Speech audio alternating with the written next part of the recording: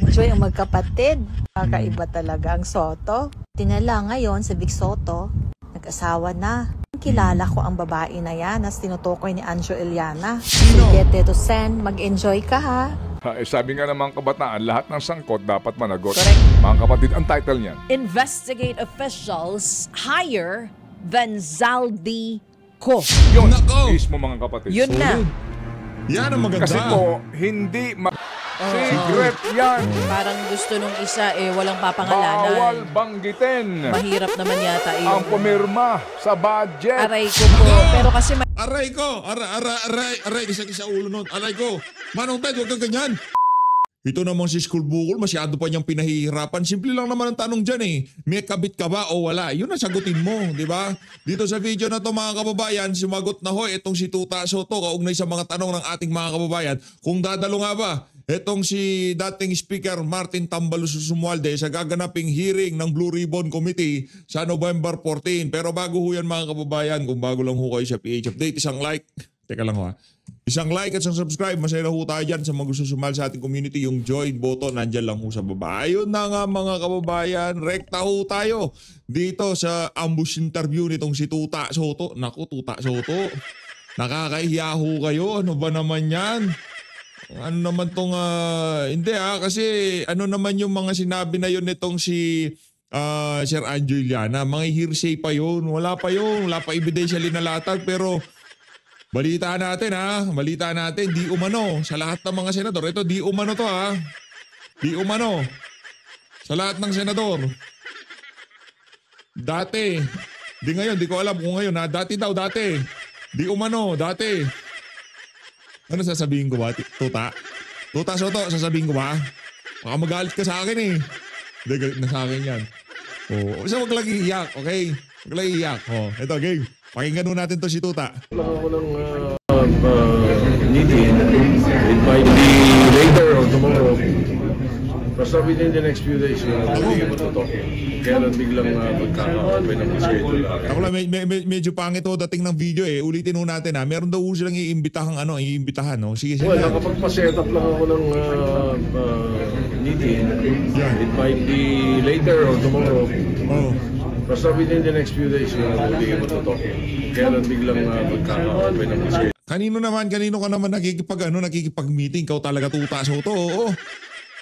Ba't di pa kasi sagutin? May kabit ka ba o wala? Yun lang naman eh. Sino nag-seek nung meeting? Si Speaker Romualdez mismo sir o kayo po? Hindi, si Senator Lacson ang pinaalala niya sa akin. Meron namang mga messages from the House. Pwede ba yun? Ikaw magsiset ng meeting sa boss mo, parang sinabi mo sa boss mo, o halika nga dito, mag-meeting tayo, ganun. Nagawa nitong si Ping Lacson yun. Na manghingi ng meeting dito, baka nanghingi siya, nagmakaawa siya na makipag-meeting kay Boss Martin Romualdez.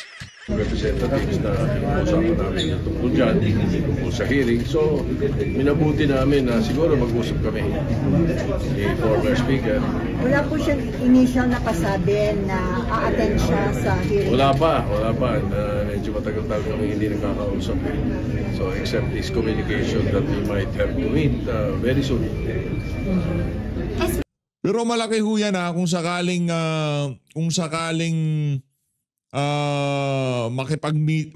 dumalo sa hearing itong si Martin Romualdez, malaki ho yan mga kababayan kasi siya ho ang mastermind dyan sa House of Representatives, di ba? Ikaw ang boss dyan, ikaw ang mastermind dyan. Walang lalabas dyan sa House of Representatives na hindi dumaan sa iyong sa iyong pirma o hindi mo inaprubahan. Walang maa-appoint dyan sa anumang committee dyan kung hindi mo inapurmahan, kung hindi mo yan pinili. Diba? Lahat ng majority leader dyan, deputy majority leader dyan, walang mauupong hindi ka matatalaga na ganyan kung hindi ka pipiliin ni Martin Romualdez. Kaya ang tanong ho dito, talaga nga bang itong si Martin Romualdez malinis? O talagang marami siyang pananagutan dito sa mga maaanomalyang flood control anomalies na talagang naging dahilan ng katakawan sa pera ng ibang mga politiko. Diba? Main purpose of the meeting is to talk about yung flood control program. To talk about the Blue Ribbon hearing. because yun yung yung possibility na Senator Lacson is thinking of inviting Saldico and former Speaker Martin, di ba? Pinag-isipan natin yan dahil may mga gustong maibita sila. So, yun ang initiative doon. So, paano yung sir? Kailangan mag-meeting, bakit kailangan mag-sabi? Kasi siyempre, makapag-isipan pa kayo. Para at least, ito naman si ate. Kaya sila magmi-meeting para yung flow ng conversation dyan sa Blue Ribbon. Para magpakita itong si Martin Romualdez na dadalo ko dyan. Akong bahala dyan, papakita ko dyan. Siguro, ipaplansyahin lang nila kung anong pag-uusapan, kung anong maitatanong dito kay former Speaker Martin Romualdez. Maingat po kasi sila dyan. Pinsan niya na presidente. Pag yan, nabaon dito sa issue na to, naku, may kalalagyan si Marcos Jr. sigurado. Kayo lalo na kung cover up. Para maimbita. Para mag-inform ng invitation. Doon po siya formally invite sa meeting. Siguro, yeah, most probably. Pero wala pa naman eh. Wala pang malinaw. Basta meron lang, how do you call that? Merong mga initiative na makausap siya para maimbitahan. Pero yung invitation, wala pang. Pero yung invitation letter, idinaan ho kay Speaker Lee para kay Martin Romualdez. Wala pa. Wala pa rin po. Wala pa. Puro ano pa lang yan. Puro sketching usapan. Puro sketching usapan. Parang ano yan? Parang pagka meron kang chicks na usapan, di ba? Parang gano'n lang yun. May hilig sa sketching na usapan to eh. Ito taso to. May hilig sa ganyan. Di ba? Pagka ikaw may chicks, dapat lagi kang yung galawan mo medyo sketchy, di ba? Wala pang formal. Wala pang letter. Wala pang ano. Meron lang kami mga common friends na nababanggit na baka dapat mag-usap para malaman kung mag-iimbita kami, kung may imbitahin through speaker or diretso kay Nahiya pa kayo.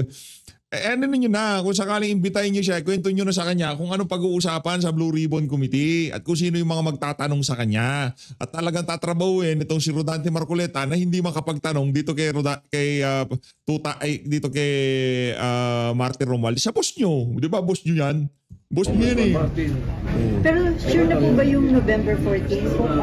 Nabakante na po ba yung 14 for the CRC hearing? We'll verify. Verify soon, I'm sure. I'll be talking to Senator Lacson maybe later or tomorrow. Pinag-iisipan lang namin na kung iimbitahan, baka pwedeng diretso imbitahin or through Speaker Boji. So siguro mas maganda kung diretso namin siya iimbitahin, di ba? So ganun ang gawin because he's a sitting congressman. Ayun na tinatawag na interparliamentary courtesy. Hindi basta-basta kasi pwede madali. Hindi basta-basta interparliamentary courtesy tayo. At di rin na ginagawa sa amin yun. Ayun na nga mga kababayan, maliwanag ko, hindi basta-basta ginagawa yun sa kanila. Interparliamentary courtesy. O tanong, may kabit ka ba? Wala. Tanong lang naman. Paminsan-minsan tayo dito sa PH Update, kahit pa paano, nagsushowbiz tayo. Diba? May kabit ka ba? Wala. Meron o wala? Tanong nga, hindi ako nagpaparatang dito. Tuta Soto, may kabit ka ba o wala? Kasi maraming alingas-gas si Anjay. Hindi ako naniniwala kasi pinuportray mo sarili mo. Ano ka dyan eh. Ikaw ang, kumbaga sa mga Soto, ikaw yung pinaka-faithful. Si Bossing Vic, siya yung pinaka-chick boy. Itong si Tuta, ako sa inyo, bahala kayo dyan. Ayun, ha? Tuloy natin ang ating video. At sa usapang kabitan, ha? Pakinggan ho natin tong si Madam. Hindi ho siya kabit. Hindi rin ho siya kabit nitong si Tito Soto. Isa ho siya sa mga netizen na nag-react dito sa issue ng kabitan ng mga politiko dyan sa Senado. Wala pa naman yun eh. Kumbaga, showbiz ho yan mga kababayan. May kabit si Tuta Soto, walang kabit. Di ho natin alam. Siya lang ho makakasagot yan. Pero sigurado tayo i-deny yan. At kung ako dito kay Angeliana, sabihin niya na kanya nalalaman. Kung meron man siyang ebidensya, ilabas mo na yung Brad. Ito, dito tayo kay Ma'am. Ano nga ang pangalan nitong si Ma'am? Nagawan ka na kita ng reaction video dati, di ba Madam? Nung ginawan ko to ng reaction video, ginawa na lahat eh. Pero gawin lang ho natin ang gawin tong si Madam. Malupit naman talaga tong si Madam. Ano po pangalan ito si Madam? Hindi ko mabasa eh. Tuloy lang ho natin mga kababayan. Game. Sa Shoutout sa'yo, mga Madam, live ni Anjo Mega love shoutout, madam ha. Mag-ingat po kayo kung nasan ako man ho kayo ng daigdig naroon. Palakpakan ho natin. Ba't ikaw si madam? Ma-aura tong si madam ha. Hindi naman dati ganyan aura mo, madam eh. Ba't ma-aura ka ngayon? Eliana. O diba? Ang real talk siya ngayon kay Tito Sen. May kabit daw si Tito Sen. Yan. At saka ang kabit niya is babae rin pala ni Vic Soto. That was Nako. before sa Itbulaga. 2013 until now, kabit pa rin ni Tito Sen. At kung saan ibinahay na ito. Showbiz muna tayo. Oh, di ba? Yeah, Kaya naman excited. pala Tito Sen. Cover ka ng cover dyan sa mga buhaya ngayon dyan sa Pilipinas. Oh. Sa usapang flood control. Dahil nga may binubuhay ka nga naman pala. Na ibang Nako. pamilya. Paano? Hindi pa naman sure, madam. Hindi pa naman, wala. Tinatanong pa lang tayo nitong si Sir Angeliana. Hinahamon pa lang niya itong si Tuta Soto. Ano, ilalabas ko na yung address. O kung hanggat wala pa siyang linalabas na address at mga pruweba, pawang chismis lang yan. Yan si Tuta Soto, sanay ho siya chismis yan kasi buhay showbiz ho yan. Ano yan ngayon? Binubuking ka na ni Anjo Eliana. Nira mo kasi siya eh.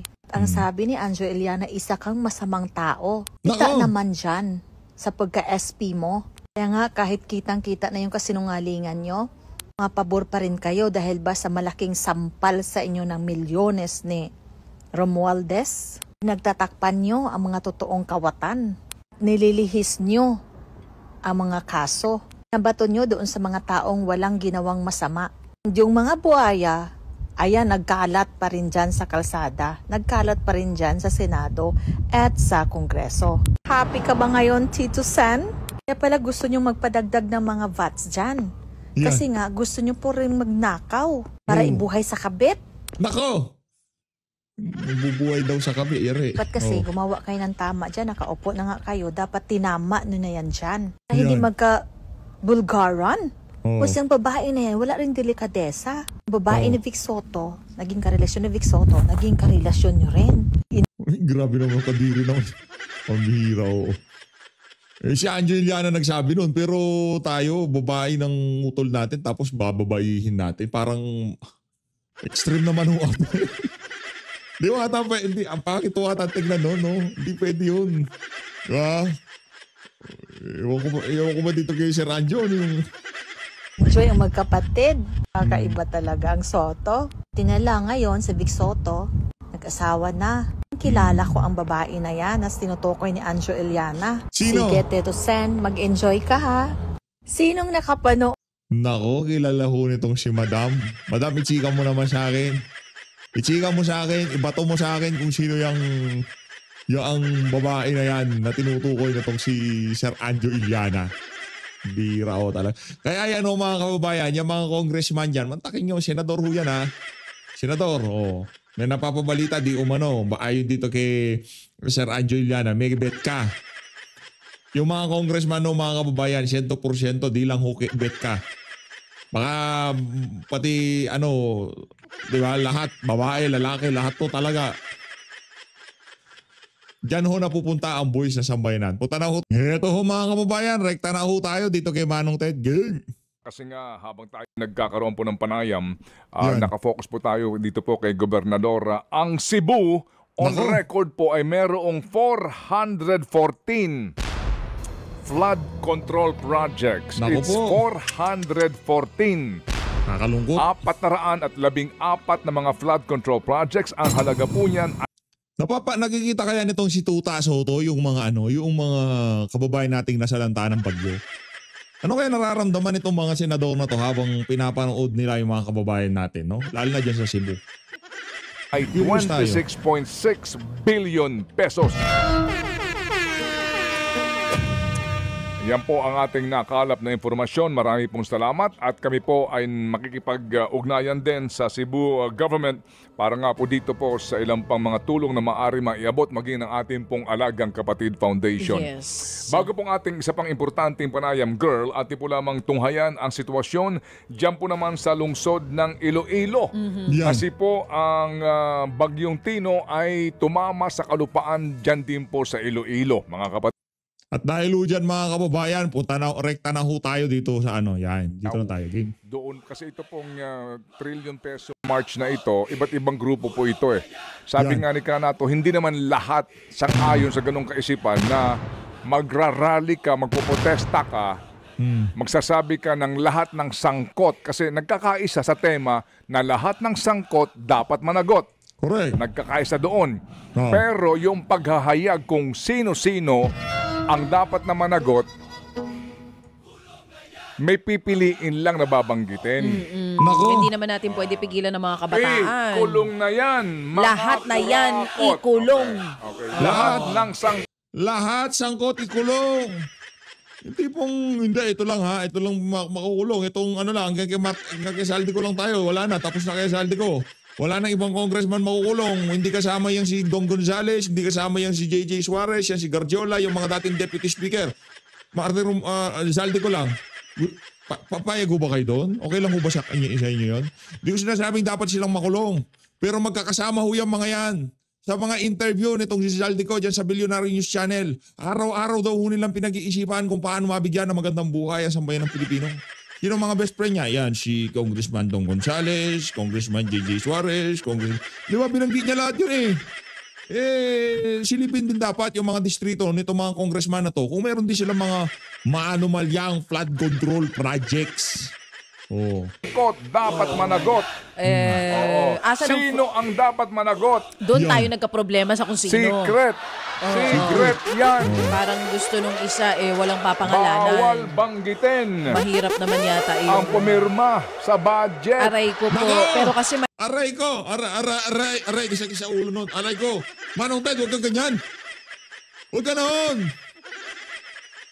Yung budget ba na tinutukoy mo, yung pinitisyonan dyan sa Korte Suprema, nga mapahanggang sa ngayong mga panahon na to, hindi pa sila nag-oral argument, hindi natin malaman kung nakaayon sa batas o unconstitutional itong 2025 national budget. Yung ba tinutukoy mong pumirma na yon, anak ng Veteran Garapata? Palakpakan natin, ito si Manong Ted Filon. Patay ko. Ikulong na yan, pati yung pumirma sa budget. Lang yan. Oh. mahirap naman yata yun. Hanggang sa rally, di tayo magkasundo. Ano diba? ba naman yan mga kababayan? Baka naman, Isa lang kalaban mag-uusap natin na sila sa alyansa. Huwag sa naman sana. 2028. Sabi nga ni Kanato, hindi dapat yan ang priority. Ang priority muna yung pagpapanagot dito sa Naniwala naman kayo kay Renato Reyes. Si Boy Macdo. Nako, malaking problema yan. mga magnanakaw. Ay, Ba't talaga ganon namang, nangyari? Kaya patuloy ang pagnanakaw baka nila naman, infiltrated na. Huy! Palakpakan natin. Baka naman, infiltrated na. Sino? Yung mga madadalas mag-rally, yung mga makakaliwa. Kasi yung kanilang panawagan hanggang kay BP Sara lang. Hindi nga kasali si Jaldi ko sa panawagan itong mga makakaliwa na ito eh. Basta Sara Duterte lang. Wala yan yung mga... Ay, Bukas tanungin natin nakakalungkot. yung trillion peso march naman ng mga organizers sa puntong ito. Although, historically, talaga pong may mga grupo na, alam niyo ho yun, mga militante, progresibo, pero hindi sila nagkakaisa, hindi sila makapag-align. Iba sila ng ideology. Di ba? Basically po, iisa ang ideology ng iba, Pero, yung personalities, Yan. dyan nagkakatanong. Yan. Iisa ang ideolohiya oo, Hindi lalaban ba? sa korupsyon. Iisa ang adhikain May para sa bayan. mabago sa sistema. Pero yung personalities, may mga history sila. Oo, kumbaga, Yeah. galit kami sa magnanakaw. Pero, ito lang muna banggitin natin ha. Ayan. Bawal na muna yung isa. Ito lang muna tayo. Okay. Naku, ayaw ng mga Gen Z ng ganyan. Sabi nga ng mga kabataan, lahat ng sangkot dapat managot. Correct. Ang Yeah. column today, napapanahon din po ni Jairus Bonta, basahin po natin. Mga kapatid, ang title niyan. Investigate officials higher than Zaldi Ko. Yun, Nako! mismo mga kapatid. Yun na. Yan ang maganda. Kasi po, hindi Ngayon, kung si VP Sara, meron din siyang flood control, imbestigahan nyo rin, walang problema. Kung si VP Sara, may flood control din siya, imbestigahan nyo rin siya, walang problema. magagawa ng Saldico na mag-isa ang lahat ng ito. Maaring may kasama siya yung kanyang mga tagatanggap, yung kanyang staff, pero hindi maaring si Saldico lang ito. Diba? So, sino-sino pa po sila? Zaldico et al. Nako, dun sa mga report na sinasabi kung gaano kalaki nakuha niya, ako din ako maniniwalang siya lang yun. Para ganun 22 kalakas billion yun. daw Oo. ang cash Correct. na tinanggap ni Saldico. Si Saldico, mga kapatid, hanggang ngayon, wala pa rin po siya talagang as in kasong kriminal na naisasampa sa Sandigan Bayan para maglabas po ng arrest warrant nang sa ganun din po magkaroon na ng proseso sa pagkakansela ng kanyang pasaporte. Yan. Mga kapatid, si Saldico may subpina sa ICI na yan. Mayroon din pong imbitasyon o subpina galing po sa Senado. Pero kayo ho ba palagay nyo uuwi pa yan? Wala na, nowhere to be found nga eh. Hindi po ba? So malamang hindi na po ito umuwi. Mapipilitan po lamang siya na umuwi kung kakansilahin ng kanyang passport. Pati pa kinakansela. Kasi nga wala na siyang travel document. Kung nasa saan siya, maaari makipag-ugnayan ang Pilipinas doon sa kanila pong doon sa bansa kung nasa saan siya para po siya ay madeklarang illegal alien. Wala siya kasing travel document. So para siya ipa-deport dito. Pero kung si Saldico ay magiging citizen ng isang bansa, siya kakanlungin bilang isang citizen. Parang si sino to? Arlie Teves? Hindi. Sino May pa? isa. Yung isa yung sa pelikula sa Netflix. Oo. Yung totoong Ang pelikula pala yung binabanggit mo. Hindi, yung totoo, Sino? yung nag-squill tungkol doon sa Saan? Sino? Nasa letter S. Letter S starts with letter S? Oo. Snowden. Snowden. Oo. Yung maliban kung may kakanlong na estado sa kanya. Si Snowden. Oo. Panoorin mo. Hindi mo napapanood sige, yun. papanoorin ko. Maliban na lamang kung may kakanlong sa kanya na state, no? Hindi siya mapapauwi. Oo. Ngayon, mga kapatid, dito po sa isyong ito, no? Sa lawak, sa dami ng sangkot, parang kung talagang isipin mo, dapat may kanya-kanyang in charge. Tama naman kahapon si Ombudsman Remulla. Boying. Oo. 'Di ba? May Special Task Force sa may tututok Ombudsman. lang po daw dito. Sa infra. Sa Hindi. flood control. Hindi, meron siya sinasabi particular na tututok sa particular na individual. May binabagis siyang ganun kahapon. Kasi nga ngayon, halimbawa, itong sila Villar, kahapon nilabas po ni Ombudsman, may mag-iimbestiga doon daw ho sa mga proyekto sa kanila pong lugar o baluarte maging sa Cavite na kung saan may mga lupa daw sila at yung pong yung mga proyekto ng gobyerno pabor sa kanilang lupain, kagaya po nitong river project. dike na mga proyekto, nakinabang sila eh. Nako. Kumbaga ho, ginamit parang ang dating, parang river wall, no? Parang ginamit yung posisyon. Kasi sekretary ka ng DPWH, senador pa yung nanay mo. Kongresista pa yung kapatid mo, nasa puder kayo. Ang iniimbestigahan, yung bang pagtatayo ng proyektong yan, inimpluwensyahan nitong mga taong ito ng mga Villar para paboran ang kanilang property. Yan po sinasabi, yan, specific daw po iimbestigahan niya. Maliban sa kanila, ilan pa ang dapat na specific din matutukan. Halimbawa, ito pong mga contractor. Yan. O itong mga, asa na si Manlaki? Manlaki. Di po ba? Oo. Sinasabi mismo ni Senator Ping Lacson, sabi niya, ito nakapirma pa rin sa kontrata, mayor ito eh. Ano na nangyari sa kanya? So wala bang specific lang din sa lahat ng mga congressman, gobernador, mayor na mismo nakapirma sa mga government contracts? Yun, mas madali-dali siguro matukoy yun. Specific yun. O maliban po dito, nasa na si Maynard Ngo? Maynard Ngo, nasa na? ICI. Hindi na patatawag. Hindi kasama sa ibinatatawag. Asan na? Asan na siya? Kung pinagbabasihan po ninyo statement nitong Si Maynard Ngo ba yung kaibigan, di umanong kaibigan ni First Lady? Kilala? Bernardo. Roberto Bernardo. Oo. Ito sa kanyang affidavit, klarong-klaro yung bakit. Ba't parang wala? Ba't di mo lang nababanggit yung pangalan? Nako. Anyari? Hindi ko alam. Hindi kami close. Hindi pa ako naiimbitahan dun sa wine bar niya. Hindi po Oo. ba? Oo. Sandali lang. Para bagang... Sabi nga, babalik tayo dito. Dito ka Sige. nagsimula Okay. Sa column ni Kuya Jarius, investigate officials higher than Zaldico, mga kapatid. Abang-abang po tayo dahil ang sabi nga po ni Ombudsman Remulla, baka may makulong na bago magpasko. Yun. Baka. Pero sabi ko nga, baka. Sandali lang po. 9:37 pong ating oras. Abangan po sa aming pagbabalik. Brad Jeff. Sabay outron lang yung kay ano pangal to?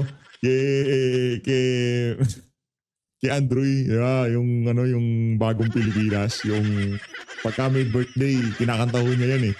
Diba? Ang bottom line ho dito mga kababayan, dapat ho talaga ika nga, mapanagot yung mas mataas dito kay Zaldico. Alam nga naman yung mga ano yan. Pagka kasi yung mapanagot yung mataas kay Zaldico, lahat yan tatrabaho niya. Alam nga naman ako lang makulong. Kinabong tayo lahat dito di ba? Sasabihin itong pagka mataas kay Zaldico, one step high kay Zaldico. Alam nga naman ako lang Zaldico. Dapat yung mga nasa taas ko, makukulong din yan. Mayayari din yan. Magkakalaglagan na ho yan. Siyempre, alam nga naman ako lang, kayong mga ibang majority deputy speaker, di kayo makulong. Kailangan malaglag ko na rin kayo. Yun ang atin dito. Ika nga purgahin natin ang buong pamahalaan. Ang pagpupurga ang pinakaunang step dyan, pauwiin itong si Elizaldico.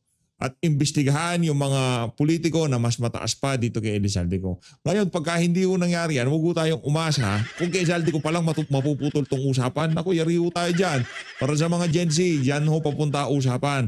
Ang gusto ho lang mangyari, ibigay ang ulo nitong si Elizaldico, tapos na usapan, wala nang maraming cheche-boreche, wala nang maraming tanungan. Natitirahin nila, Elizaldico, mga Villar, itong si Joel Villanueva, at itong si Jingoy Estrada. Pero base sa ating nakikita, hindi ho papatok ang linuluto nila na yan. Hindi ho pasok sa panlasa na sambayan ng Pilipino yan.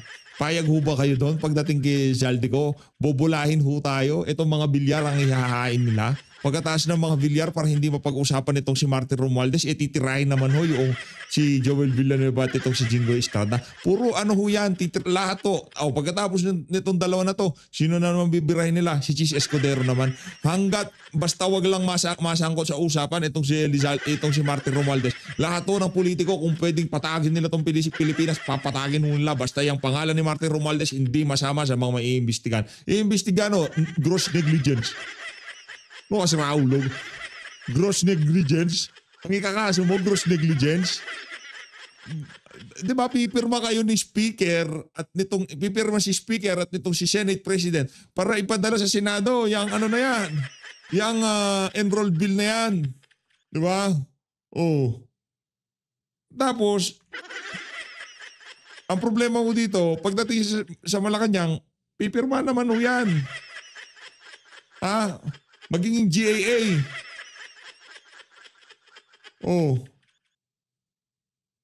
Ewan ba ho natin mga kababayan? Bakit ang istorya ng kasaysayan ng Pilipinas matatapos dito sa dito kay Zaldico? Bagsak ekonomiya. Ang dami nagugutom ngayong mga panahon na to sa Cebu. Ang daming nasalanta, ang daming nasirang kagamitan. Wala ko tayo naririnig sa pamahalaan kung anong pagtugon na gagawin nila. Una sa lahat, hindi yung mangyayari to kung yung mahigit na 20 bilyones, yung daang-daang flood control project dyan sa Cebu, gumana. Yun. Kaso hindi talaga gumana dahil nga naman ninakaw yung pondo ng yung mga malilibog na politiko sa pera. So always, maraming salamat sa pag-support sa Page of Din. Mag-iingat kayo lahat. Mahal natin ng Pilipinas.